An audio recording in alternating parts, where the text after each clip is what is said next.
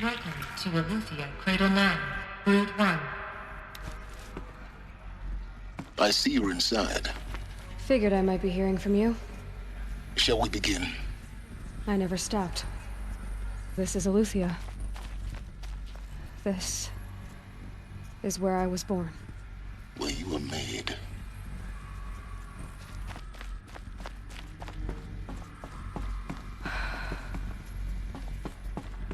So these are artificial wombs. The mothers of a new generation, hundreds of years. So this was it. Where you were born. But why?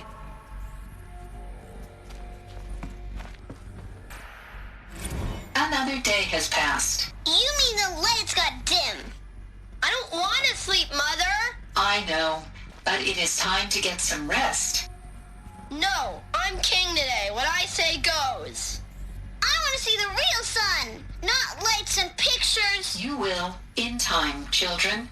In time, in time, in time, in time, in time, in time, in time, in time.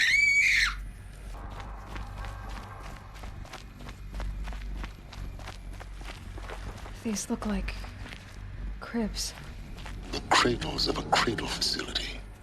And those things, the multi-servitors, they took care of them. There was no one else.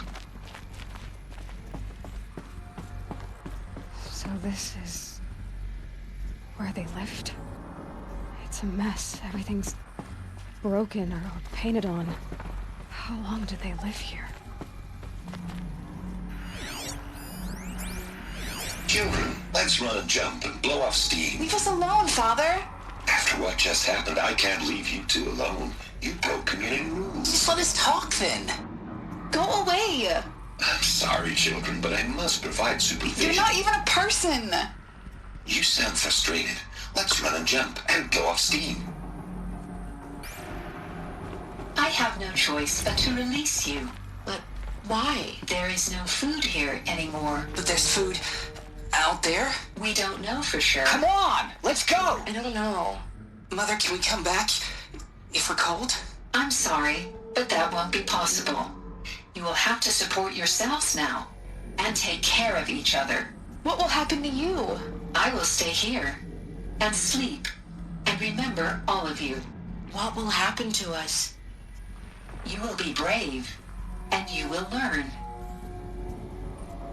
They were trapped here. Their whole lives. In plain view of luxurious space. What went wrong? Why couldn't they access the other areas? Unknown. But you won't have that problem. Someday. That's what you always say. We want it now. It's big down there. Now, Father. Children, that area is not yet available.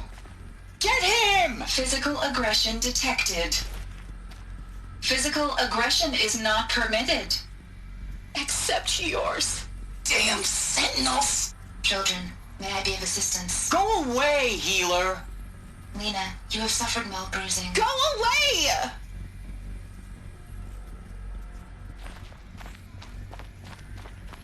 Looks like they didn't like this door very much. It wouldn't open for them. Of course they hated it. Hold for identiscan. Genetic identity confirmed. Entry authorized. Greetings, Dr. Sobek. You are cleared to proceed.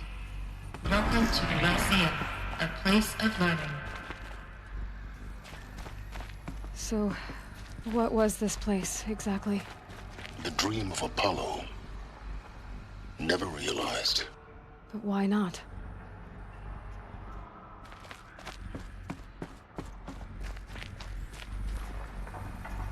Welcome, students. Please pick up a focus device and place it on the side of your head, just behind your eye. I had to dredge the pits of the world looking for focuses to repair. And here sat a trove, enriching no one.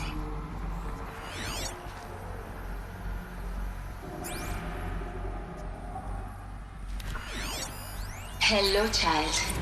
My name is Samina. Today is a big day. Your first day of school. There's so much for you to learn. So much promise and possibility. Alert. Malfunction. Apollo offline. Apollo offline? You were right, Aloy. This is a graveyard. The charnel house of knowledge.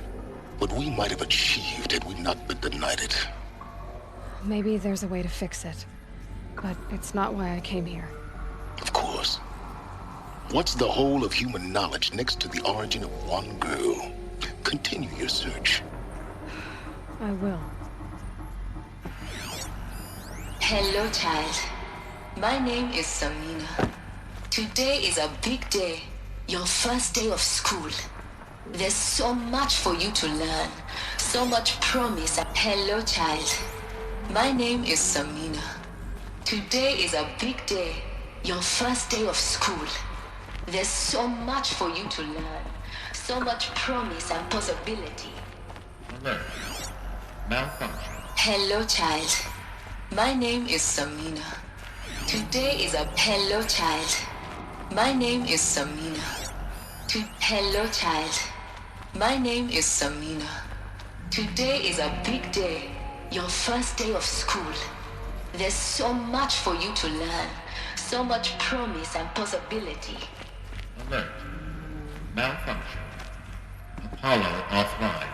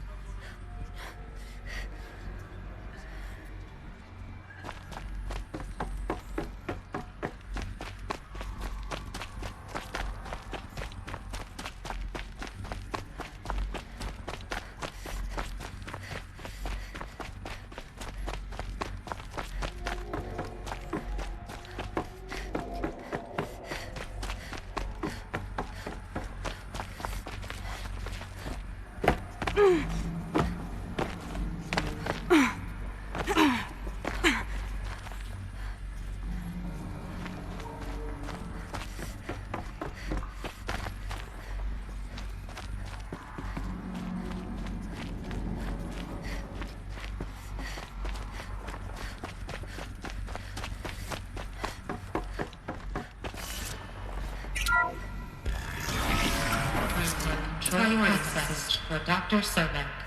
Please scan message with focus. That sounds important. Yes. I suspect we're about to learn a great deal.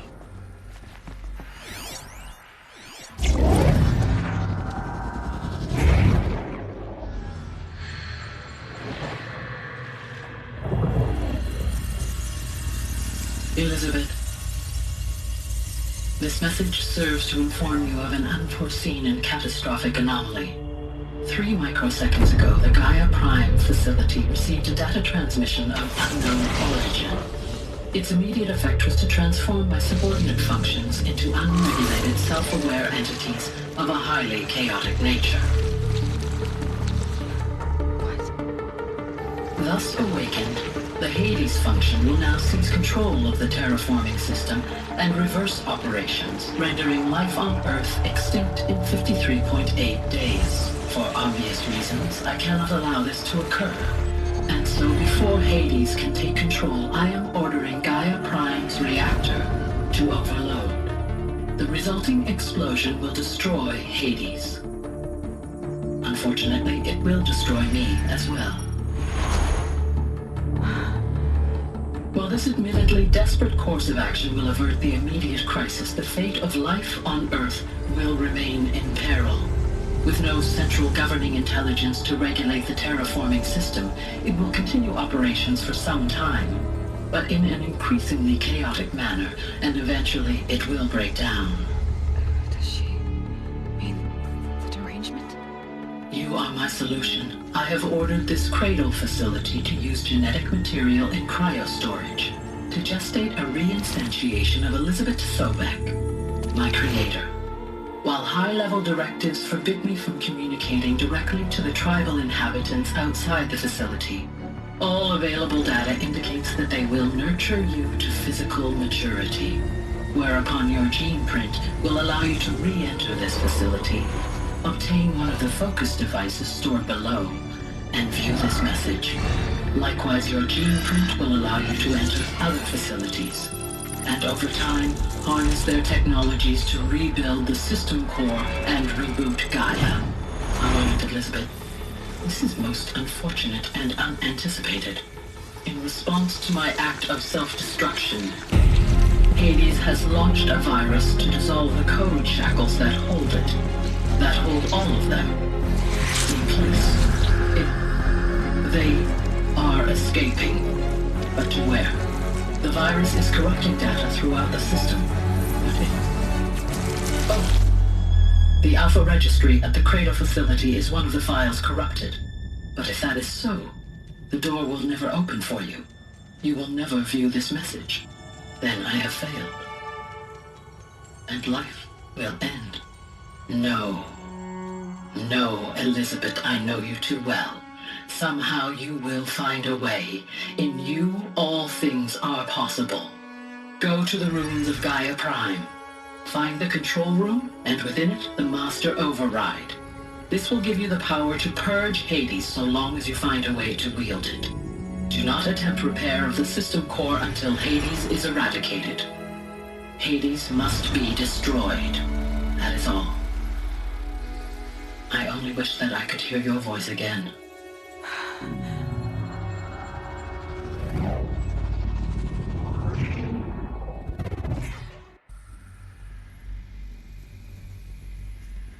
So, you're even more extraordinary than I thought. I never had a mother. What are you talking about? You had two, a dead woman and a machine. I'm not a person. I'm an instrument. Manufactured by a machine. Born in destruction and fire. To quench the flames and heal the world. How tragic to learn you're a person of towering importance. It seems you have a destiny to fulfill. So when you're done feeling sorry for yourself, go to the bitter climb. I'll be waiting above in Gaia Prime's ruins.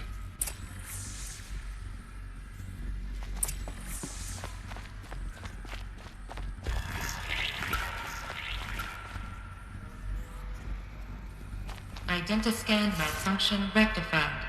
Eleuthia 9. Brood 1 access unsealed.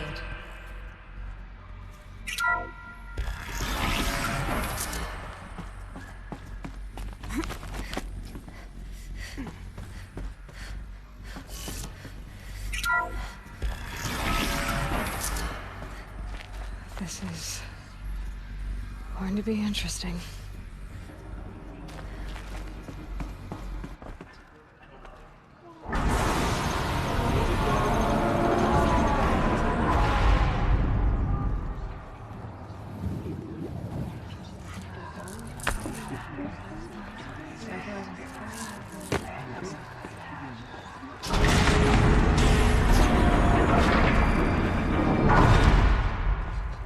Aloy, forgive.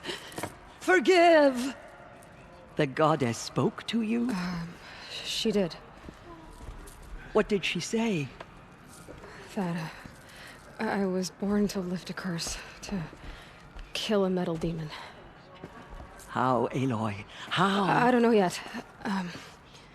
But she told me where to go to find out. And you will do this? It was her wish. What she made me for. Yes, I will do it. I'll try anyway. All praise Aloy, anointed of the Nora! All praise Aloy, anointed of the Nora! Up! All praise Aloy, anointed of the Nora! First you shun me, now this? I will not be worshipped. I'm not your anointed! I don't belong to you! There's a whole world beyond your borders, whole tribes of people just as good as you. And it is all in danger. It's a world worth fighting for. Not just here, everywhere. How can we help? If you can fight, and you're willing, go to Meridian and wait for me there. As Aloy says, so it shall be. Nora! Make way! Make way! That she may forge the path for others to follow.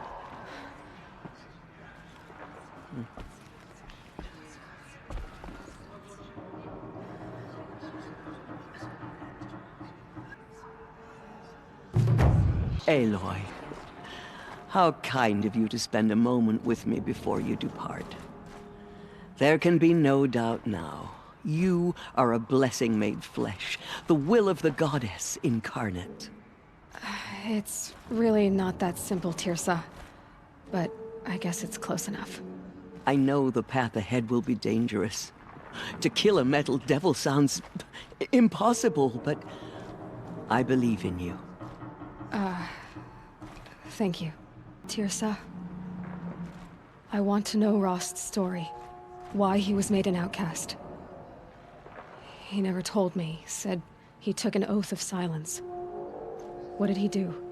Oh. Yes, that. What crime did he commit? Rost never committed any crime. He was an outcast by choice. What? What do you mean? Many years ago, before the derangement, before the Red Raids, a band of murderous outlanders, 12 in number, struck without warning. At Mother's Vigil, they took hostages, and then pressed on, headed for Devil's Thirst. Mother's Vigil? Where's that? You would know it as the Forsaken Village, near the Karja border. But at the time, many families lived there. Rost's was one of them. His mate was killed fighting the Outlanders, and his daughter was among those taken hostage. His daughter? What was her name? Alana. She was just 6 years old. Nora Braves couldn't stop 12 Outlanders? Or rescue the hostages? It was quite impossible. We outnumbered them, but every time a Brave came within bowshot, the Outlanders killed a hostage. What did they come here to do? That was never discovered. We couldn't track closely enough to observe them. We know they camped beyond Devil's Thirst for 2 days. There were reports of strange noises. And then, as suddenly as they came, the Outlanders made their way back to the border and disappeared. What happened to Rost's daughter? She was killed? Rost was one of the Braves who tracked the Outlanders, keeping his distance. There were 6 hostages still alive when they reached the border. Alana among them. Rather than release them, the Outlanders slit their throats and left the corpses just across the border, mocking us. Why? Cruelty. They knew the faithful Nora would not leave the sacred land to collect the bodies, let alone pursue them. They thought themselves safe from our vengeance. Are you saying that Rost went after them? That he became an exile? No. Rost was beside himself with grief, but even so, he would never have broken taboo. Then what did he do? He called upon the most terrible and secret rite of the Nora tribe. He begged to be made a Death Seeker. A Death Seeker? What is that? One who dies to go seeking, and in seeking, brings death to others. The ritual drags the spirit from one's body, releasing it to all Mother's care. The heart beats, the mind thinks, But the spirit has moved on. I don't understand. Rost went after the Outlanders, but his spirit never left. It remained here with All-Mother. He gathered the bodies of the slain and returned them. And then he set out in pursuit, not as an exile, but a weapon of vengeance. A barbed arrow shot from a bow, never to return. But Rost did return. Yes. A full year later, and terribly wounded. He collapsed at the border of the sacred land. A hunting party came upon him. He was delirious, in agony. By law, he should have died where he lay. But one of the hunters broke taboo, and reaching across the border, she dragged him to our side. Who was she? A brave who'd lost a mate and 2 sons to the very Outlanders that Rost pursued. So, Rost never finished his mission. To the contrary, he killed all 12. Tracked them to disparate places the world over, he said. Meridian, Ban-Ur, the Claim, Utaru Land, further even, into the Forbidden West. The last he killed nearly got the best of him.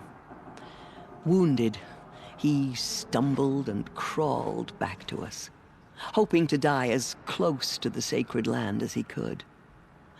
He never expected nor asked to be dragged across the border and nursed back to health. That was done to him, leaving us, the matriarchs, in a difficult position. Why couldn't you just welcome him back? Rost had been made a Death Seeker, Aloy. He no longer had any place among the tribe. By law, he should have been driven back out. But we couldn't bring ourselves to do that, so we offered a compromise. You made him an outcast. Yes. We offered to do so on the condition he never speak to anyone of this exception. After all he did, all he suffered, to be declared an outcast was his reward. Rost was overjoyed. He never expected to live another day in the sacred land, let alone the embrace, so close to the goddess. He resolved to spend the rest of his days in solitude, and was happy to do so. But then you found me, and gave me to him. Yes. Another compromise. The matriarchs feared you, and would not let you be raised by the tribe. And so we turned to Rost. I knew that he would take care of you, bring you up, teach you to worship All-Mother and respect the ways of the tribe. He certainly tried anyway. You took a man who'd lost his daughter and made him raise an infant girl? Doesn't that strike you as callous? I'm inclined to think the course of events has shown the wisdom of our choice. And I'm quite certain that from the moment he laid eyes on you, he saw you as a gift, and never a burden. All right, Tirsa, that's quite a story. It's time for me to move on. I thank you for doing what you could to help me through the years, and for telling me Rost's story. I wish I could have done more, but I am just one woman. As am I. No need to sell ourselves short. Oh, thank you, Aloy. I will pray for you. Okay, I guess it can't hurt.